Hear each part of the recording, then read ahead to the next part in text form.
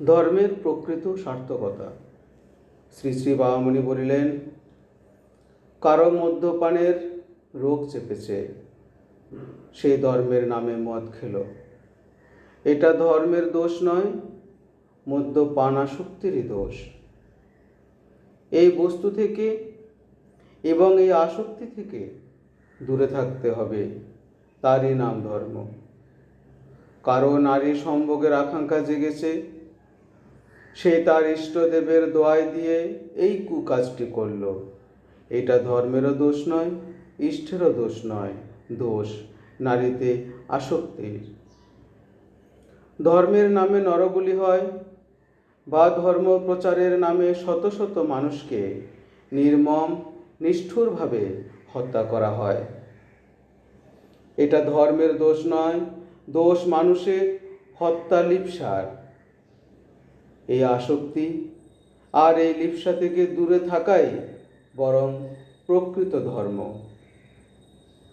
ধর্ম যখন একটা ব্যবসায় বা জীবিকা অর্জনের উপায় রূপে পরিণত হয়, তখন ধর্মের নামে অনেক অধর্মই হতে পারে। রাবণের মতো সন্ন্যাসীর গেরুয়া পরিধান করে কত জনে যে সীতাহরণ করছে, শুধু এইখানেই ধর্মের অপব্যবহার নয়, ধর্মের নাম করে ব্যক্তিগত সম্পদ আহরণও ধর্মের অপব্যবহার। ধর্ম মানুষকে পরমেশ্বরের সঙ্গে যুক্ত করবে আর প্রত্যেক মানুষকে পরস্পরের সঙ্গে আত্মীয়তার সূত্রে বেঁধে ফেলবে। ধর্মের প্রকৃত সার্থকতা এইখানে। তবে এই সম্ভাবনাটিকেও একেবারে উড়িয়ে দেওয়া চলে না যে মানুষ যে একদা অন্য মানুষকে বাগে পেলেই কেটে কুটে আগুনে ছেঁকে নিয়ে মাংস খেত, সেই গুরুতর বিপদের ব্যাপকতাটা কমিয়ে নেবার জন্যই এক সময়ে ধর্মপ্রাণ কেউ কেউ একমাত্র যজ্ঞ কার্যে নরমেধ ব্যবস্থা দিয়েছিলেন। মানুষের সবচেয়ে বেশি উপকারী প্রাণী গোজাতিকে লুব্ধ মানুষের দুর্নিবার লোভ থেকে রক্ষা করার জন্য চেষ্টাও একদল ধার্মিক লোকই করেছিলেন।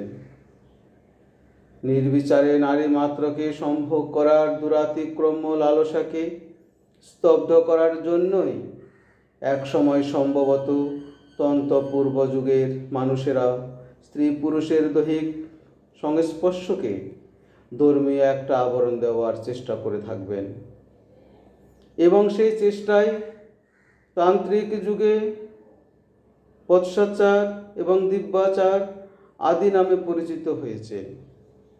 আসবে পানের মর্ততাকে একটা নির্দিষ্ট পথে ধাবিত করার উদ্দেশ্যেই সম্ভবত এক সময়ে একদল বুদ্ধিমান পরিচালক মানুষকে ধর্মীয় প্রয়োজনে সুরাপানের সীমার মধ্যে আবদ্ধ করতে চেয়ে থাকবেন।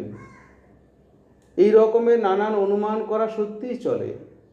মানুষ চিরকাল অন্ধ তমসা থেকে আলোকের দিকে আসতে চেষ্টা করেছে। যেখানে পূর্ণ আলো দেখতে পায়নি, সেখানে প্রায় অন্ধকারে থেমে থেমে বিচরণ করেছে।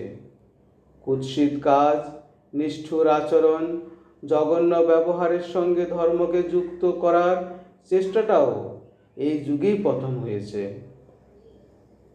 পরে জ্ঞান পাপীদের হাতে পড়ে মনুষ্য সমাজ জেনে শুনে পাপ কার্যের অনুষ্ঠান করেও নিজেকে নিজে কলা দেখিয়ে কেবল অহংকার করে বেড়াচ্ছে যে সেই দিব্য জ্ঞানের পথে তার অরুণ সারথীর সূর্যরথ চালিয়ে নিচ্ছে।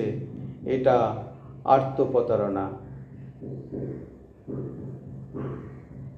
কিসের প্রয়োজন আমাদের সবচেয়ে বেশি, সেই কথাটা তোমরা বোঝো না। চারিদিকে তাকিয়ে দেখো তো, বুঝতে পারো কিনা যে কোন জিনিসটা আমাদের সবচেয়ে বড় অভাব।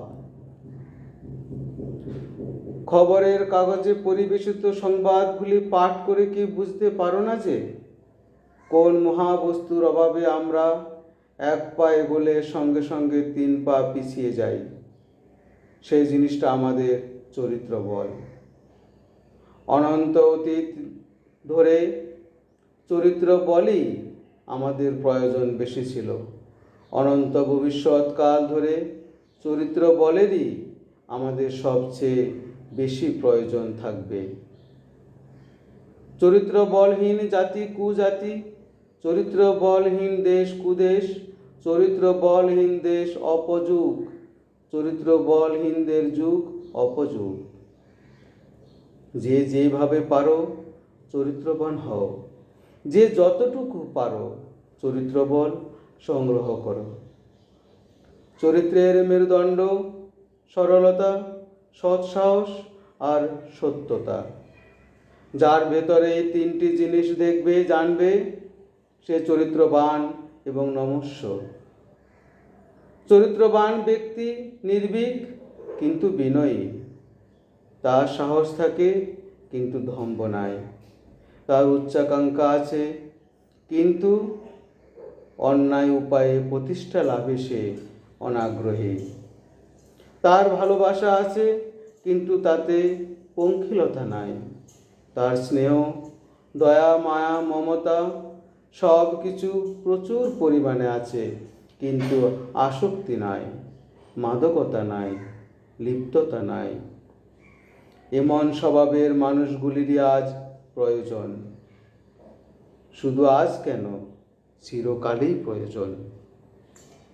হরি ওম।